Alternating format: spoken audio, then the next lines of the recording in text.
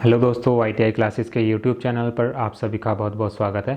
तो दोस्तों, आज की इस वीडियो में हम बात करेंगे trade theory instrument mechanic first year के कुछ इंपॉर्टेंट क्वेश्चंस की। और जैसा कि मैंने आपको पहले भी बताया था कि सभी MCQs आपको चैप्टर वाइज दिए जा रहे हैं और ये सभी क्वेश्चंस आप हमारे टेलीग्राम ग्रुप से भी डाउनलोड कर सकते हैं। तो टेलीग्राम ग्रुप को ज्वाइन करने के लिए इस वीडियो के डिस्क्रिप्शन में आपको टेलीग्राम ग्रुप का लिंक दे दिया गया है। तो आइए शुरू करते हैं। पहला प्रश्न है आपका कि विद्युत यंत्र बनाने के लिए कौन कौन से प्रभाव काम में लेते हैं। ऑप्शन इसमें आपको दिए गए हैं: चुंबकीय प्रभाव, तापीय प्रभाव, इलेक्ट्रॉनिक प्रभाव, उपरोक्त सभी। तो इसका जो सही आंसर होगा ऑप्शन नंबर डी होगा। क्योंकि आपने देखा होगा यदि आप कोई भी चीज़ बनाते हैं तो देखते हैं कि उस पर किस किस चीज़ों का इफेक्ट पड़ सकता है। तो यहाँ पर भी वही है, चुंबकीय प्रभाव, इसका मतलब मैग्नेटिक इफेक्ट, और आपका ये हुआ टेम्परेचर का इफेक्ट होगा, इलेक्ट्रॉनिक इफेक्ट होगा। तो इसलिए ऑप्शन नंबर डी क्या होगा, इसका राइट आंसर होगा। इसके बाद में सेकंड क्वेश्चन है आपका कि मूविंग कॉइल यंत्र कार्य करता है। तो मूविंग कॉइल यंत्र जो होते हैं वो आपके केवल DC पर ही कार्य करते हैं। तो ऑप्शन नंबर ए क्या होगा, इसका राइट आंसर होगा। प्रश्न नंबर 3 है आपका कि एमीटर, वाटमीटर एवं वोल्टमीटर यंत्र हैं। तो ये तीनों के तीनों जो यंत्र होते हैं ये आपके इंडिकेटिंग टाइप यंत्र होते हैं। मैं आपको बता देता हूँ कि इंडिकेटिंग टाइप जो यंत्र होते हैं वो किस तरह के होते हैं। ये वो यंत्र होते हैं कि जो मापने वाली इसमें राशि होती है, जो मतलब उनका मैग्नीट्यूड आपको मिलता है, वो सूचक की सहायता से दर्शाते हैं। अब उसमें आप क्या यूज़ करते हैं, या तो आप डायल यूज़ कर लीजिए या फिर पॉइंटर यूज़ कर लीजिए। तो वो क्या होते हैं, आपके इंडिकेटिंग टाइप यंत्र होते हैं। इसको आप क्या बोलते हैं हिंदी में यदि बात करें, इसको आप सूचक यंत्र भी बोलते हैं। प्रश्न नंबर 4 है आपका कि किसी यंत्र को मापन अथवा परीक्षण हेतु प्रयोग करते समय पहले ध्यान देना चाहिए। अब आप जानते हैं कि यदि आप कोई भी मशीन का इस्तेमाल करते हैं या फिर उस पर कोई भी टेस्ट करते हैं तो सबसे पहले आप किस चीज़ का ध्यान रखेंगे, अपनी सुरक्षा का ध्यान रखते हैं। मतलब सेफ्टी फैक्टर जो होता है सबसे पहले कंसीडर किया जाता है। तो ऑप्शन नंबर बी इसका राइट आंसर होगा। इसके बाद में प्रश्न नंबर 5 है आपका कि मापक यंत्र में संकेतक के पीछे दर्पण लगाने का क्या उद्देश्य है। ऑप्शन इसमें आपको दिए गए हैं: दर्पण के द्वारा पैमाने को प्रकाशित करना। दूसरा ऑप्शन है यह देखना कि संकेतक टेढ़ा है अथवा नहीं। तीसरा ऑप्शन है अल्प पारदर्शी होने के कारण दर्पण यंत्र की आंतरिक संरचना समझने में सहायक होता है। और चौथा ऑप्शन है संकेतक तथा उसकी परछाई के बीच समानांतर त्रुटि को समाप्त कर पाठ्यांक को त्रुटि रहित बनाना। तो ऑप्शन नंबर डी क्या होगा, इसका राइट आंसर होगा। इसमें दर्पण इसलिए लगाया जाता है ताकि जो आप संकेतक इस्तेमाल करते हैं और उसकी जो परछाई होती है उन दोनों के बीच में किसी भी तरह का कोई भी क्या हो, त्रुटि उत्पन्न ना हो। यदि आपको त्रुटि दिखाई देती है तो आप क्या करेंगे, उसको दोबारा से सॉल्व करने का प्रयास करेंगे। इसके बाद में प्रश्न नंबर 6 है आपका कि किसी मापक यंत्र की सुग्राहित होती है। ऑप्शन इसमें आपको दिए गए हैं: किसी भौतिक राशि का अधिकतम मान। दूसरा ऑप्शन है पैमाने का अधिकतम पाठ्यांक। तीसरा ऑप्शन है पैमाने का न्यूनतम पाठ्यांक। और चौथा ऑप्शन है किसी भौतिक राशि के आउटपुट एवं इनपुट में परिवर्तन का अनुपात। तो ऑप्शन नंबर डी इसका राइट आंसर होगा। क्योंकि किसी मापन यंत्र की जो सुग्राहिता होती है वो क्या होती है, उसके आउटपुट तथा इनपुट में परिवर्तन का अनुपात होता है। इसके बाद में प्रश्न नंबर 7 है आपका कि यदि किसी परिपथ में प्रयुक्त MI यंत्र को अंतर विनिमय कर दिया जाए, यानी कि बदल दिया जाए, तो क्या प्रभाव पड़ता है। MI की फुल फॉर्म जो होती है वो क्या होती है, आपकी मूविंग आयरन कॉइल की बात कर रहे हैं यहाँ पर। तो यदि इसको चेंज कर दिया जाए तो क्या होता है कि उस परिपथ का पाठ्यांक जो होता है वो अपरिवर्तित रहता है। तो ऑप्शन नंबर बी क्या होगा, इसका राइट आंसर होगा। प्रश्न नंबर 8 है आपका किसी मापक यंत्र की विश्वसनीयता का अर्थ है। अब विश्वसनीयता की बात की गई है मापक यंत्र के, तो इसका मतलब ये होता है कि आप उसके द्वारा जो रीडिंग प्राप्त करते हैं वो कितनी बार सही मिलती है। इसका मतलब ये हुआ कि यदि कोई इंस्ट्रूमेंट आप 3 से 4 बार प्रयोग करते हैं और उसकी जो रीडिंग होती है वो लगभग बराबर आती है, तो आप कह सकते हैं कि वो विश्वसनीय है।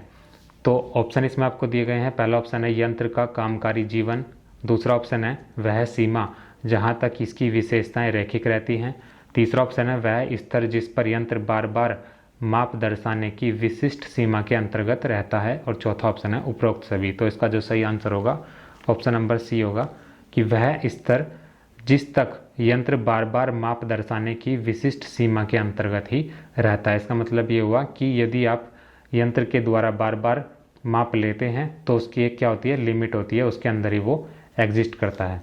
प्रश्न नंबर 9 है आपका कि एमसी यंत्र में संकेतक से जुड़ा हुआ एक पेंच होता है, यह किस उद्देश्य से लगाया जाता है। एमसी की फुल फॉर्म क्या हुई यहाँ पर, जो भी हमने आपको बताया था ऊपर, मूविंग आयरन कोयल, तो ये भी यही है, ये होता है आपका मूविंग कॉयल। तो मूविंग कॉयल यंत्र में संकेतक से जुड़ा हुआ एक पेंच होता है, यह किस उद्देश्य से लगाया जाता है। जैसे कि आपने देखा होगा कुछ मोटरसाइकिलों का जो मीटर होता है उसमें क्या होता है, इस तरह का बटन होता है जिसको दबाने पर उसका जो मीटर होता है वो शून्य हो जाता है। तो यहाँ पर भी वही है। ऑप्शन इसमें देख लेते हैं क्या क्या दिए गए हैं। मापी की सुग्राहिता के समंजन के लिए, दूसरा ऑप्शन है संकेतक को शून्य स्थिति पर सेट करने के लिए, तीसरा ऑप्शन है मापी के चल भाग को कसने के लिए, चौथा ऑप्शन है मापी की माप सीमा बदलने के लिए। तो ऑप्शन नंबर बी इसका सही आंसर होगा कि संकेतक को पहले हम शून्य स्थिति पर सेट कर लेते हैं, इसके उद्देश्य से वो आपको दिया जाता है। इसके बाद में प्रश्न नंबर 10 है आपका कि किसी यंत्र के आउटपुट एवं इनपुट में परिवर्तन के अनुपात को निम्न में से क्या कहा जाता है। तो अभी हमने आपको बताया था कि किसी यंत्र के आउटपुट और इनपुट में जो परिवर्तन होता है उसका अनुपात क्या कहलाता है, सुग्राहिता कहलाता है।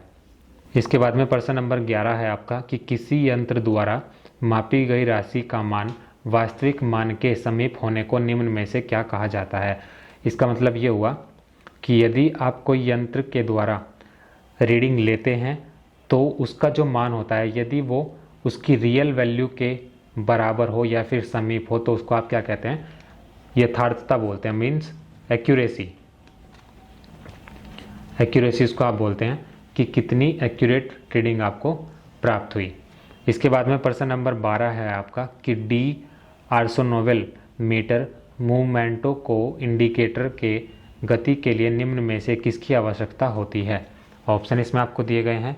पहला ऑप्शन है धारा, दूसरा ऑप्शन है चुंबकीय क्षेत्र, तीसरा ऑप्शन है ए और बी दोनों, और चौथा ऑप्शन है पोटेंशियल। तो इसका जो सही आंसर होगा ए और बी दोनों, ऑप्शन नंबर सी। प्रश्न नंबर 13 है आपका कि अर्थ इलेक्ट्रोड का प्रतिरोध मापने के लिए प्रयोग में आता है। तो अर्थ इलेक्ट्रोड का प्रतिरोध मापने के लिए आप अर्थ टेस्टर का इस्तेमाल करते हैं। तो ऑप्शन नंबर डी क्या होगा, इसका राइट आंसर होगा।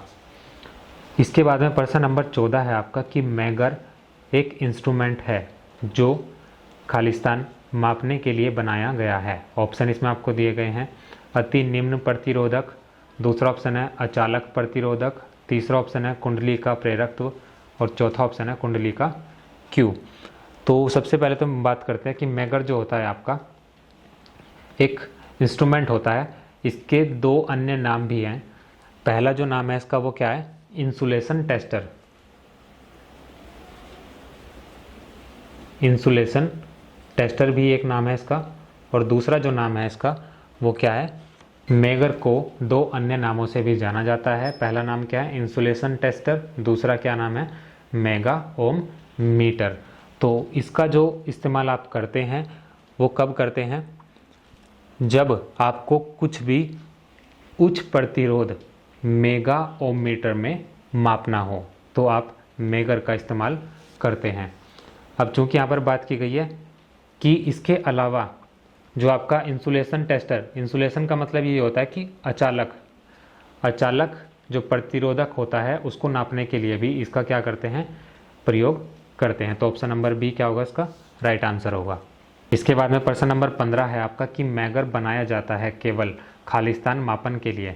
ऑप्शन इसमें आपको दिए गए हैं। उच्च प्रतिरोध, दूसरा ऑप्शन है अति निम्न प्रतिरोध, तीसरा ऑप्शन है शक्ति लाइन में अर्थ दोष, और चौथा ऑप्शन है डीसी मोटर में अति भार। तो इसका जो सही आंसर होगा ऑप्शन नंबर ए होगा, उच्च प्रतिरोध। उच्च प्रतिरोध को मापने के लिए आप मैगर का इस्तेमाल करते हैं। इसके बाद में प्रश्न नंबर 16 है आपका कि मैगर का अन्य नाम है। तो अभी हमने आपको बताया कि मैगर को अन्य दो नामों से भी जाना जाता है। पहला है आपका इंसुलेशन टेस्टर और दूसरा है आपका मेगा ओम मीटर।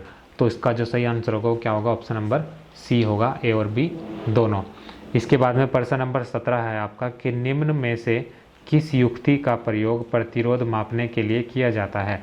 तो प्रतिरोध मापने के लिए आप किसका इस्तेमाल करते हैं, ओम मीटर का इस्तेमाल करते हैं। तो ऑप्शन नंबर ए इसका सही आंसर होगा।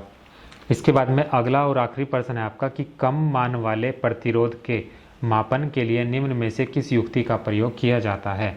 तो कम मान वाले प्रतिरोध के मापन के लिए आप शंट टाइप ओम मीटर का प्रयोग करते हैं। तो ऑप्शन नंबर सी क्या होगा, इसका राइट आंसर होगा। तो दोस्तों आज की इस वीडियो में इतना ही, और ये सभी क्वेश्चंस आप PDF फाइल में भी डाउनलोड कर सकते हैं, जिसके लिए आपको हमारा टेलीग्राम ग्रुप ज्वाइन करना होगा और उसका लिंक आपको इस वीडियो के डिस्क्रिप्शन में दिया गया है।